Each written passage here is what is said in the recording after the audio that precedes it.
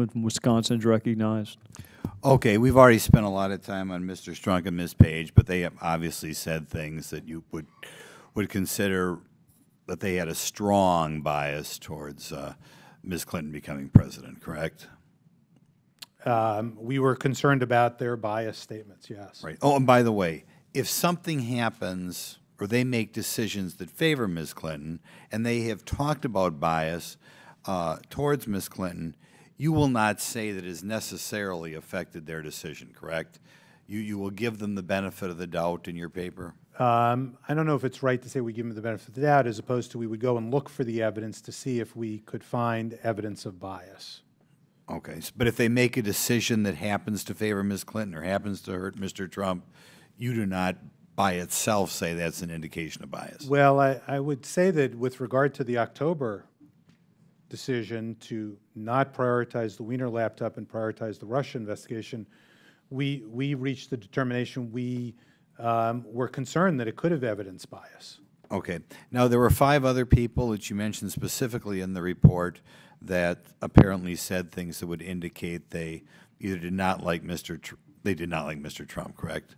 3 others plus the 2 of them, 5 plus the total. 3, so a total of 5. Did you find anybody else in any of the emails you looked at throughout the investigation, even minor bit players, that would indicate political bias? You know, we saw in various messages sort of discussions that were tangential, in our view, to the events, and so I can't sit here and I have to check to see which side everybody was on and who they spoke about, but nothing that we thought connected in any way. Okay, but there were other comments on the election. There's going to be people making comments. Comments, of course, they're going to make comments. It would So seem that's, to I'm me, just hesitant to say. it would seem to me in this environment, it would stick in your mind if anybody happened to make a comment indicating they wanted President Trump to win. Do you ever remember any comments like that from any of these emails? I don't remember anything as I sit here. Okay. Several of these people were involved in more than one investigation, which kind of concerns me. Was it a coincidence that people who had an anti-Trump bias wound up in 2 separate investigations or 3 separate investigations? Well, what we describe here is the decision was made in July after the Clinton investigation was closed in Director Comey's announcement and the Attorney General's announcement when the Russia matter opened to take some of those same members and put them on that next investigation, which we state is, from a management standpoint, something we would be thought was. Was it a coincidence, though, they happened to be Clinton partisans? I guess that's my concern. Of all these seas of FBI people, we're told they're so professional, is it a coincidence that people who have so brazenly expressed anti-Trump sentiment would wind up on these 2 key political investigations? Well, just keep in mind, these texts aren't discovered till 2017 when we start our review. So right, I understand that, but what you think was, it hits me as unusual given the huge volume of work the FBI has to do, that these clearly anti-Trump people wound up on these 2 politically charged investigations, no? Look, I don't know exactly how they ended up on the other investigation, other than Mr. Strzok was at the time the Deputy Assistant Director of Counterintelligence. So, yep.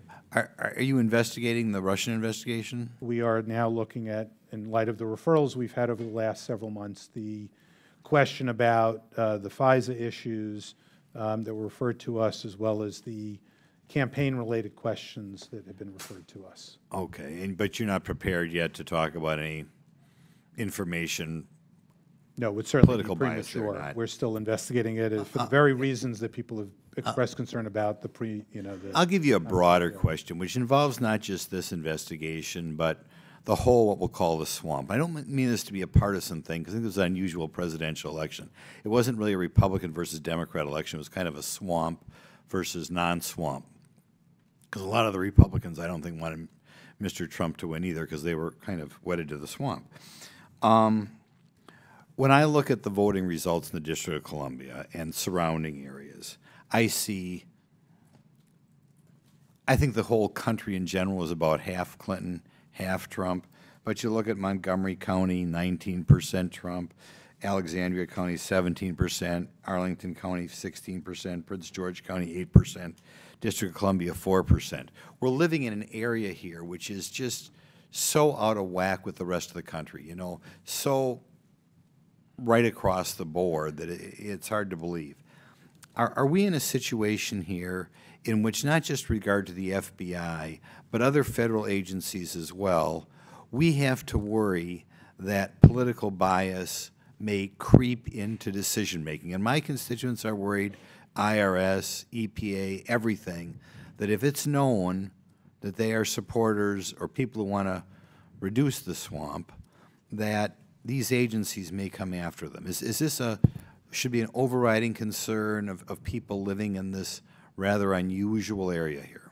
The gentleman's out of time, but you may answer the question. Mention, Congressman, I think what's so concerning about this and these texts is because it creates that appearance, and rightfully so, that concern. You know, the Justice Department is, and the FBI has offices in every part of this country. Some parts of the country have voting records one way, some have the other way. When you show up in an office and you work for the Justice Department, you work for the FBI, it doesn't matter whether you're in a red state, a blue state, a purple state, a red district, a green district, should have zero bearing. You walk in that door, if you can't be a professional and walk in that door and do your job, you got to get a different job. That's what it's all about. And I've seen commentators write about this, and I had a colleague in Southern District of New York who's written about this. We went to the office, and I didn't know what my colleagues' political views were. I just knew they cared about investigating the heck out of the case, and if someone deserved to be charged, they were charged, and if someone deserved to be convicted, they brought the case to the courtroom to see if they could, to see what the jury would decide.